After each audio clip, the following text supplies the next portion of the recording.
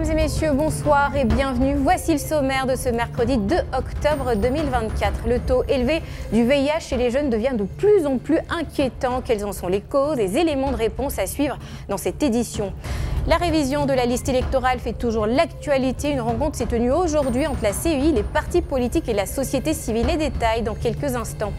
Et enfin, un focus sur le panier de la ménagère. Vous découvrirez l'aliment qui laisse un goût amer dans le portefeuille des Ivoiriens. On ouvre cette édition avec un sujet de santé publique, le VIH-Sida. Il était la première cause de mortalité chez les jeunes dans les années 1990. Seulement aujourd'hui, malgré la bonne dynamique de la baisse de prévalence en Côte d'Ivoire, cette maladie connaît une recrudescence chez les jeunes de 15 à 24 ans. Pire, la maladie occupe désormais la 5e place de mortalité au sein de la jeunesse ivoirienne. Ce soir, on s'interroge sur les causes de cette hausse de séropositivité chez les jeunes et surtout, quelles sont les solutions pour inverser la tendance. Les éléments de réponse avec André Assemian, Médecine et Félicien Biaou. En Côte d'Ivoire, les décès liés au VIH-Sida ont diminué de 70% en 10 ans, avec 95% des cas résultant des rapports sexuels selon le Programme national de lutte contre le sida. Cependant, la jeunesse ne semble pas encore préoccupée par la contraction du VIH et l'utilisation des préservatifs lors des rapports intimes reste faible. Environ 90% des jeunes ne se protègent pas systématiquement malgré une bonne connaissance des modes de transmission. Faire les rapports sans les préservatifs, ça cause beaucoup de choses en fait. Non, moi, je n'aime pas utiliser préservatif. C'est pas que tu fais un préservatif. Ah, si tu n'as pas copine Gaza, tu peux prendre pour éviter les maladies. Mais si tu n'as pas copine Gaza, tu as fait quoi ça? Le taux de prévalence nationale du VIH-Sida en Côte d'Ivoire a chuté de 4,7% en 2010 à 1,8% en 2023. Toutefois, une résurgence de la maladie se manifeste chez les jeunes âgés de 15 à 25 ans, représentant près de 40% de nouveaux cas. Le professeur Ewi Eboa, directeur coordinateur du Programme national de lutte contre le sida, souligne que plusieurs facteurs contribuent à l'augmentation du VIH parmi cette tranche d'âge. Ils ne connaissent pas la maladie, ils ne savent pas comment s'en prémunir et ils ont des comportements à risque. Ce sont ces jeunes-là qui n'utilisent pas de préservatif, ce sont ces jeunes-là qui font des tontines sexuelles.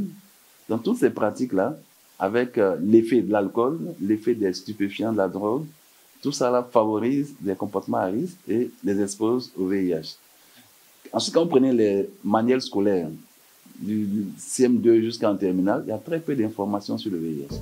Bien que le VIH-Sida ne soit plus perçu comme une fatalité, comme c'était le cas dans les années 90, le VIH-Sida demeure une maladie grave qui nécessite une attention particulière.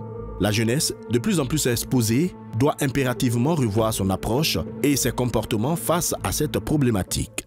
Il faut qu'ils aient une sexualité responsable. Sexualité responsable, c'est-à-dire qu'ils doivent être fidèles à leur partenaire, ils doivent utiliser les préservatifs pour se protéger et éviter les comportements à risque, l'alcool, le tabac, la drogue, qui modifient leur comportement et fait qu'ils prennent des risques démesurés. Ensuite, il faut qu'ils fréquentent les centres de santé où ils auront des conseils, où on va les sensibiliser, on va leur distribuer des préservatifs pour les protéger. Aujourd'hui, l'ambition pour les autorités ivoiriennes est d'éliminer le VIH-Sida d'ici 2030. En 2022, environ 10 000 personnes sont décédées du VIH-Sida en Côte d'Ivoire.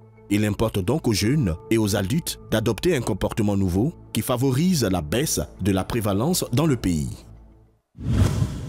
On ouvre à présent le chapitre politique ce matin à Cocody de Plateau. Les partis politiques, les organisations professionnelles des médias et les organisations de la société civile ont pris d'assaut la salle de conférence de l'espace Latry Event. Objectif, participer à la réunion d'information et d'échange sur le mode opératoire de la révision de la liste électorale à l'initiative de la commission électorale indépendante. Le compte-rendu de Francis Kofi. Ce mercredi matin, la commission électorale indépendante a annoncé de nouvelles mesures concernant la révision de la liste électorale. Ces changements incluent notamment des modifications relatives au lieu de vote, permettant des ajustements au sein d'une même sous-préfecture aux communes.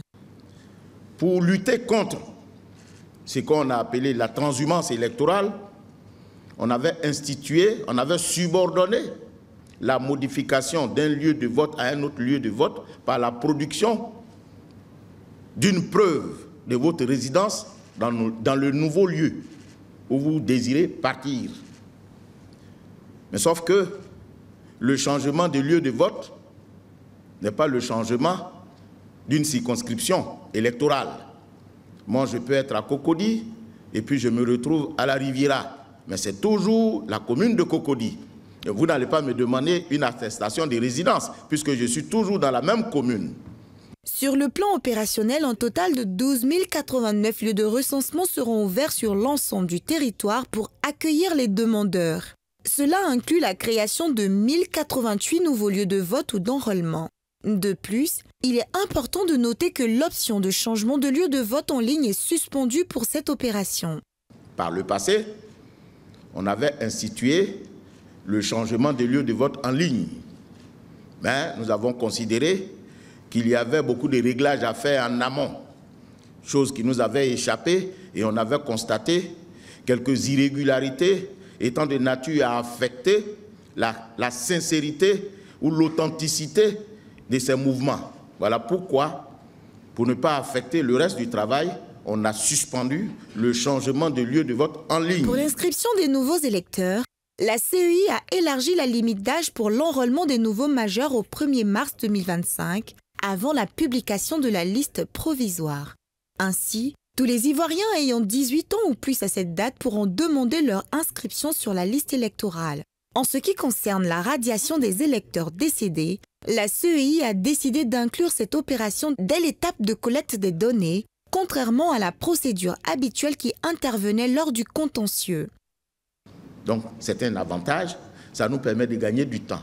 Dès que vous avez un document attestant du décès de la personne, vous venez à notre guichet, vous n'attendez plus la publication, vous dites, voilà, j'ai mon oncle, j'ai mon grand frère, ou j'ai tel parent, ou j'ai telle connaissance, avec le document à l'appui qui est décédé, et je sollicite donc sa radiation. La commission électorale va le faire, mais vous aussi, vous pouvez le faire. Les partis politiques et les organisations de la société civile présents à cette réunion ont rapidement réagi à ce nouveau mode opératoire. Nous saluons également la décision de mettre fin ou de suspendre l'enrôlement par Internet en ligne, qui est l'une des solutions à la transhumance donc, des électeurs, parce que c'est un phénomène qui vient dénaturer la structure de la liste électorale. Je n'ai pas besoin de prouver la mort, qui est un fait juridique, par simplement le certificat de décès ou bien les gens de mort. On doit nous permettre de prendre, comment est-ce qu'on appelle, l'annonce de nécrologie du journal pour venir attester que le président Henri Konan Bédié est décédé, qu'il est toujours sur la liste. C'est là le problème. On nous dit qu'on a mis un organisme en place qui va travailler sur la question. Nous avons vu près de 500 000 personnes décédées qui sont encore sur la liste. La révision de la liste électorale, prévue du 19 octobre au 10 novembre prochain, se déroulera selon les horaires suivants. En Côte d'Ivoire, les lundis de 14h à 17h et du mardi au dimanche de 8h à 17h. À l'étranger, les opérations auront lieu du vendredi au dimanche de 8h à 17h. On referme le chapitre politique et c'est une triste nouvelle qui nous est parvenue ce 2 octobre 2024. Un accident s'est produit sur l'axe Beaunois-Bassam. Le bilan est lourd. 3 passagers ont laissé la vie, un blessé dans un état grave. Ce drame ravive les préoccupations sur la sécurité routière dans cette région. Henri Diagnamé. Ce mercredi 2 octobre 2024, un grave accident a eu lieu sur l'axe Beaunois-Bassam. Aux alentours de 14h30, un minicar en provenance de Beaunois pour la commune de Grand-Bassam a dérapé, impliquant 4 personnes, dont 2 femmes, le chauffeur et l'apprenti. Si l'apprenti est dans un état critique, les 3 autres sont morts sur le coup, selon les informations recueillies auprès des sapeurs-pompiers de Bassam. Les premières enquêtes révèlent que l'état dégradé de la chaussée et la vitesse excessive du conducteur du car sont les principales causes de l'accident. Une enquête pour éclaircir les circonstances de ce drame est ouverte. Ce énième accident relance le débat sur la nécessité d'améliorer les infrastructures routières. Prudence sur nos routes. À présent, parlons de toute autre chose. Ce soir, dans le panier de la ménagère, on s'intéresse à la banane plantain. C'est l'un des aliments de base dans de nombreuses cuisines, mais depuis quelque temps, elle revient très chère sur les marchés. Comment cette augmentation impacte-t-elle les ménages? Éléments de réponse avec Sandrine Quadio, Ahmed Badini. 60% de la commercialisation de la banane plantain ressort de ce marché. Nous constatons malheureusement dans plusieurs marchés ici en Côte d'Ivoire que le prix de la banane s'élève à 1000 francs, souvent 4 à 1000 francs, souvent 5 à 1000 francs. Que se passe-t-il réellement? Nous aurons des éléments de réponse dans ce reportage en compagnie de ces braves femmes. Le marché Gouro-Zomblelou-Madeleine, situé à Djamé, est un centre névralgique pour la vente en gros des produits vivriers en Côte d'Ivoire. Près de 60% de la commercialisation de la banane plantain dans le pays provient de ce marché, où au moins 5 remorques de bananes sont déchargées par jour.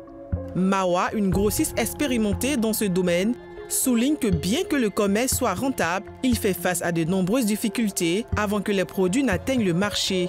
Elle appelle à une aide gouvernementale, affirmant que les prix élevés du marché compliquent la situation pour les commerçants. C'est le transport qui fait que les coûts deviennent un peu chers.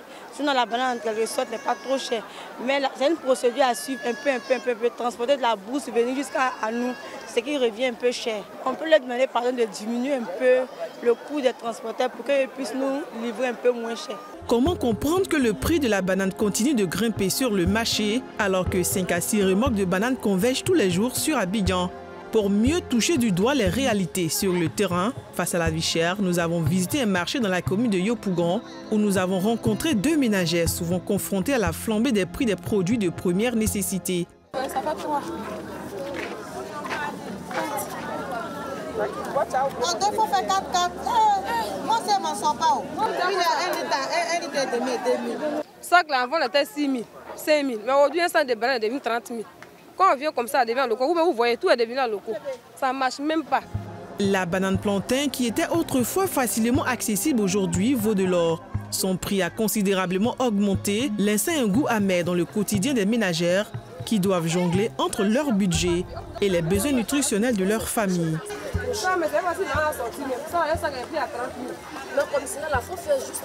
Actuellement, le problème là, quand tu viens ton argent, tu calcules ton argent à la maison, tu viens. C'est que tu as envie de payer là, ton argent n'arrive pas à payer. Comment banane comme ça, tu as payé à 3 000, 4 000. Donc nous on fait comment?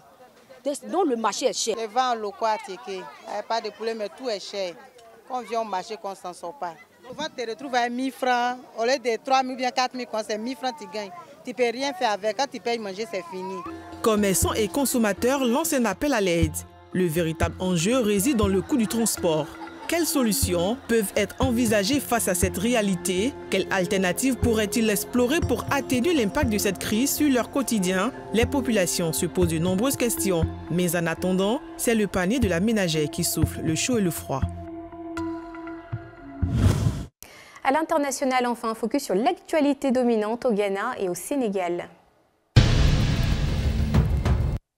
Au Ghana, l'opposition manifeste à seulement 2 mois de la présidentielle et réclame un audit de la commission électorale. Les détails avec Gigi Kay.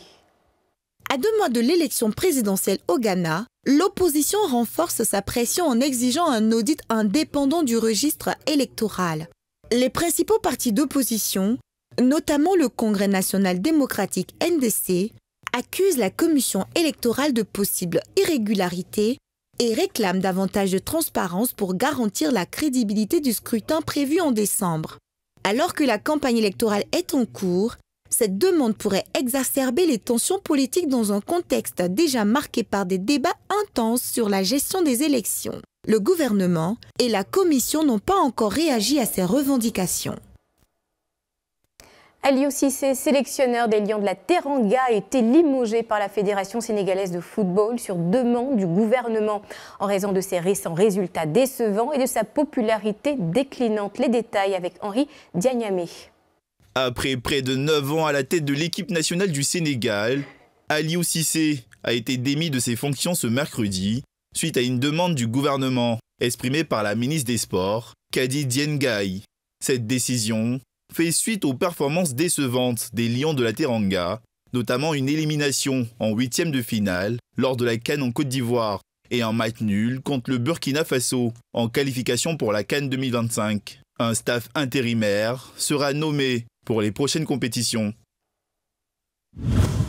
Ce 2 octobre marque la journée internationale de la non-violence, une journée proclamée le 15 juin 2007 par l'Assemblée générale des Nations unies. Date également d'anniversaire de naissance de Mahatma Gandhi, figure majeure de l'indépendance indienne et pionnier de la non-violence. Et à ce titre, faites du bien autour de vous. On se retrouve demain dès 19h45 pour le prochain point de l'actualité. La suite du Grand Talk, c'est dans un instant. Bonsoir.